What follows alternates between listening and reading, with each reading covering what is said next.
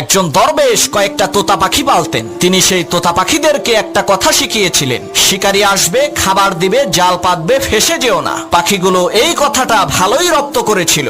সেই দরবেশের অনেক ছাত্র ছিল।